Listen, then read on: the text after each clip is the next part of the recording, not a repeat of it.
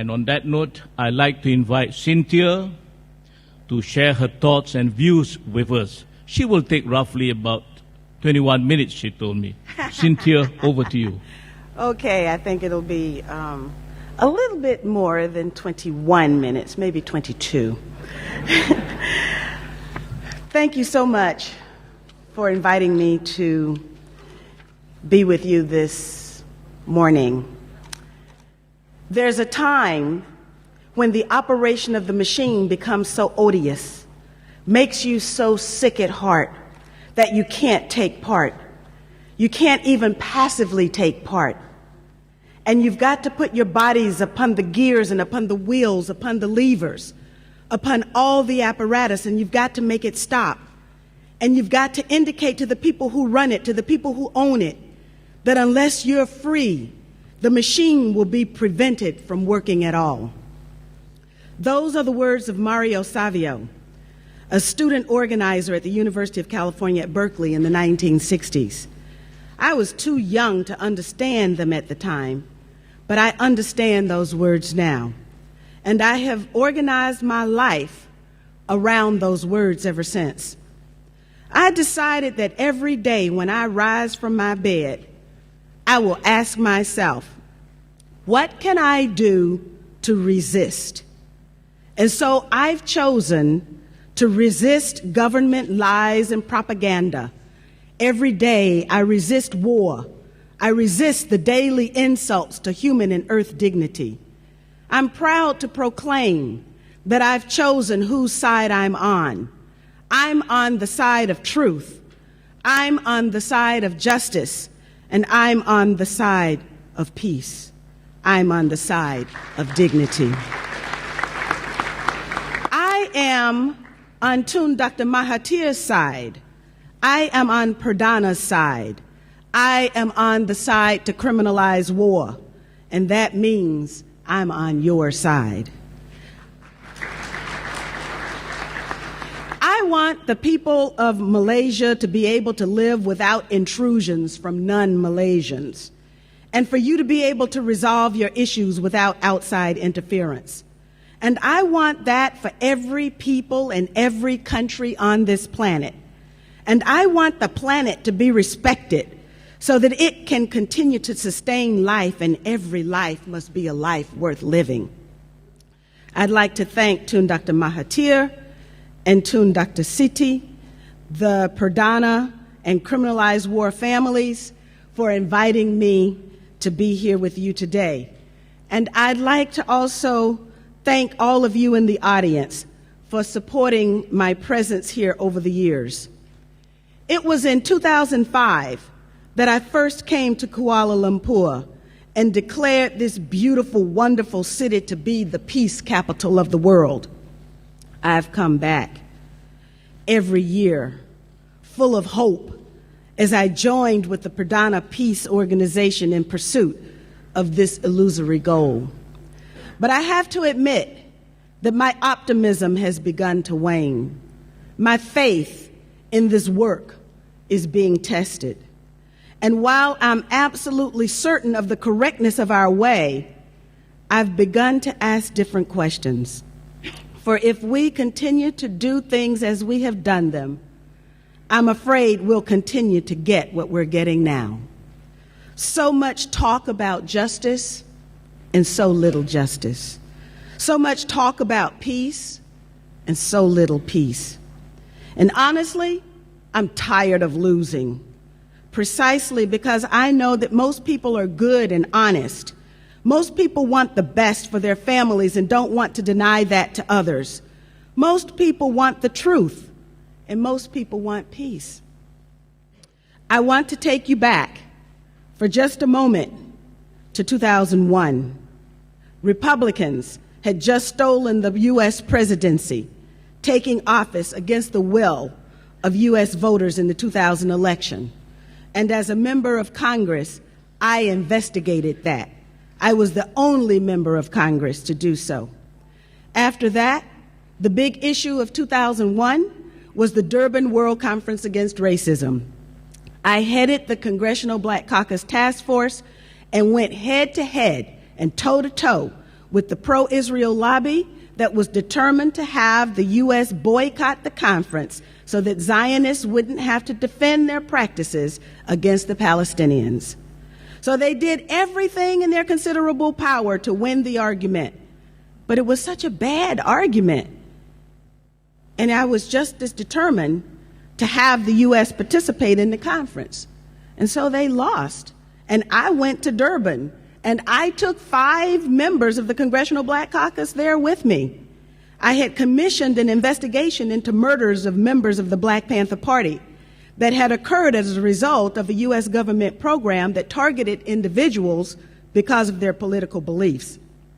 I hand-delivered that investigation to Mary Robinson, who was the High Commissioner for Human Rights at the UN at the time. I was particularly outraged about Durban because I was expected to give up the opportunity to discuss my grievances so they could avoid having a discussion about Zionism. So indigenous people from all over the planet being robbed of their sacred lands and even their right to life were not seen to be as important part of a conversation. Africans still stinging from the loss of millions of individuals snatched from the continent in the massive transatlantic slave trade were to remain mute about how that crime against humanity affected them. Blacks in the diaspora, quiet about the indignities suffered on a daily basis. We were supposed to just forget our pain and suffer in silence because the Zionists didn't want us to talk about Palestine. To be honest, I didn't even know what a Zionist was. All I knew was that I had been asked to sign a pledge for Israel when I first became a candidate for Congress. And after refusing to do so, my congressional career became trench warfare, hand-to-hand combat, just to remain in the Congress. Ever since my refusal to sign that pledge for Israel, the pro-Israel lobby let me know that my political neck was in the hangman's noose. It was the pro-Israel lobby that decided to tighten that noose when I questioned the Bush administration's actions on and after 9/11. I asked the question then, what did the administration know and when did it know it about the tragic events of September 11th? I was in Washington that day and experienced the most chaotic and confusing day of my life. But my gut told me that this was nothing new. I was experiencing what I had read about so many times before. I figuratively stepped outside of myself and watched as we members of Congress gathered on the Capitol steps. I was a critical observer at the members-only briefings, and I noticed everything. When I traveled to Europe and England, I encouraged citizen investigations of 9/11, and I learned that to question 9/11 was to be labeled an anti-Semite. Even more bizarre, those who questioned the tragedy were equated with Holocaust deniers, and I wondered why. By demanding an independent investigation of what happened on September 11th, I became a political pariah. I was vilified in the press, and the noose tightened around my district. The pro-Israel lobby found someone to run against me, gave her over $1 million for her campaign, and then managed to make the election turn out the wrong way for me. Needless to say, I know now what a Zionist is. I wanted to take you back to those days because I think it's important for us as people of color, to understand where we were in the heady days of Durban. Europe abandoned the U.S. position and admitted that the transatlantic slave trade was a crime against humanity. I met indigenous people from Latin America, from Peru, Ecuador, Black people from Brazil and Colombia, First Nations people from all over North America, and we were making our way together. And then, on the morning of September 11th, 2001, the World Trade Center towers came falling down. the topic of conversation immediately changed, and today humanity is on the brink. We lost a lot that day. A new level of criminality and immorality has been breached.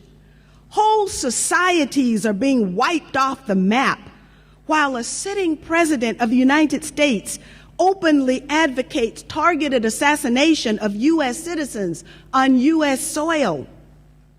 State crimes against democracy in the name of democracy have become the norm.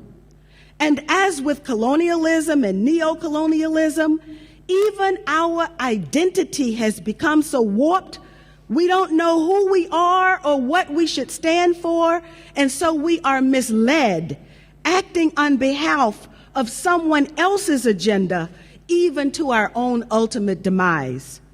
All of this is the progeny of 11 September 2001.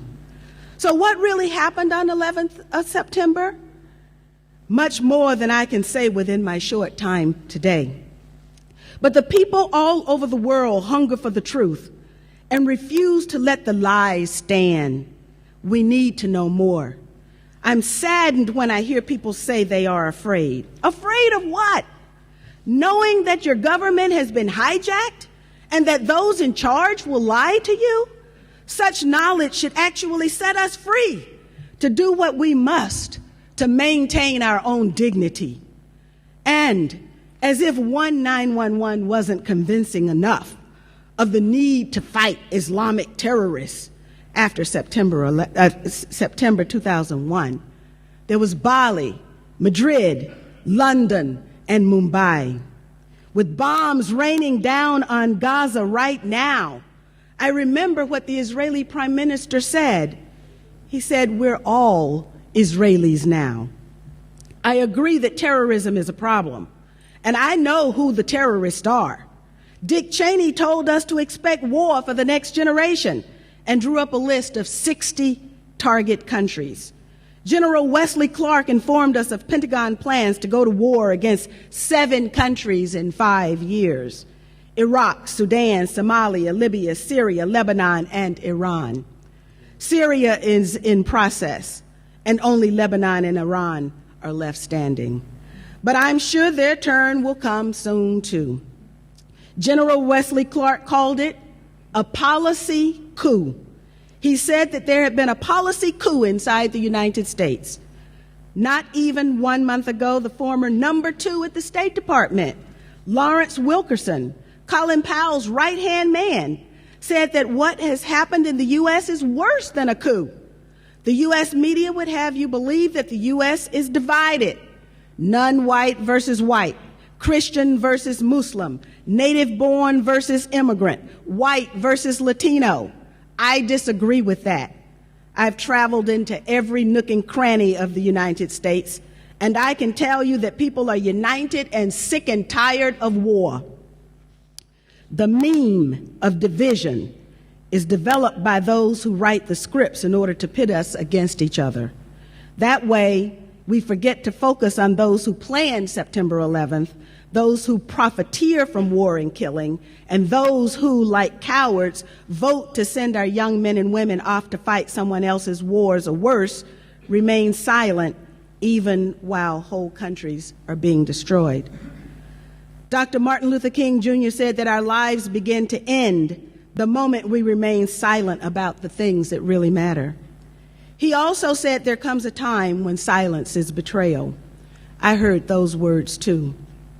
So while I hope that my actions, combined with the actions of millions of others who also want justice and peace, will change the world, the best I can do right now is to change myself. I am now in a PhD program that I absolutely love, and I'm studying leadership and change. We need both.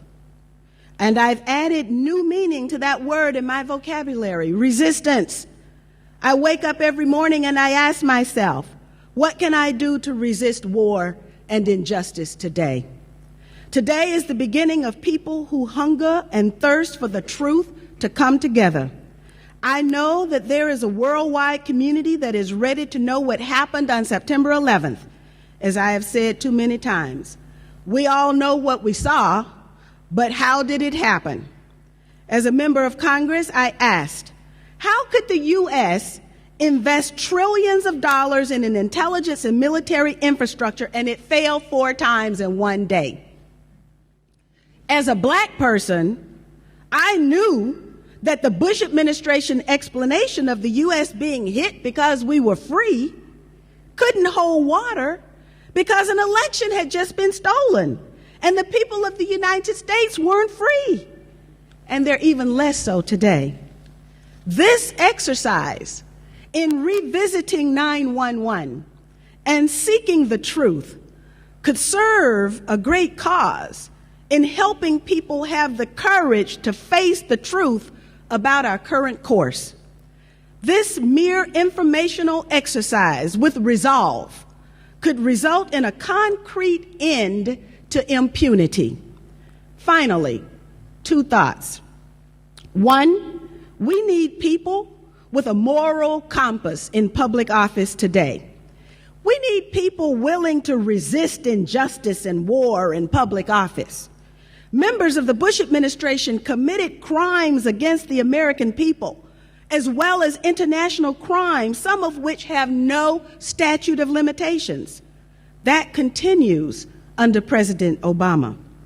The only way we can arrest this lawlessness is to hold them to account, not just in people's tribunals, which have their place, but also in courtrooms around the world. The last thing I want to mention is about stand-down orders. Pay very close attention to what is happening in the U.S. around Benghazi Gate, as it is being called. A U.S. ambassador and 3 security agents are dead because someone reportedly issued a stand-down order 3 times. At least 1 general has been fired reportedly because he ignored the stand-down order and went to the rescue. As we revisit Secretary of Transportation Minetta's 911 testimony, the issue of a stand-down order arises. If a stand-down order was given to allow events to transpire in Benghazi, might that be relevant in a different setting? In short, we must never again allow this level of criminality in those who have positional authority over us. Never again.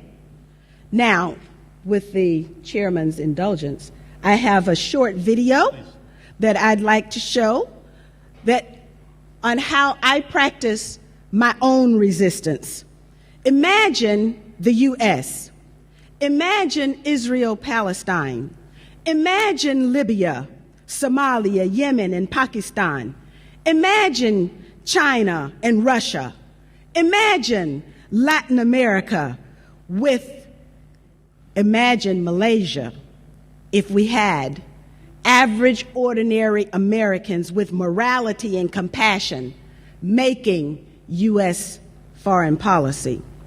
Incredibly, just in the last few days, 535 members of Congress unanimously voted to support Israel's Operation Pillar of Cloud. And I'll conclude with this. Bobby Kennedy, who almost became President of the United States, but assassin's bullets cut him down instead, said, "Some men see things as they are and say, why? I dream things that never were and say, why not?" This 911 International Conference could allow us to dream again. And for that reason alone, its efforts are welcome and well worth it. Thank you. So,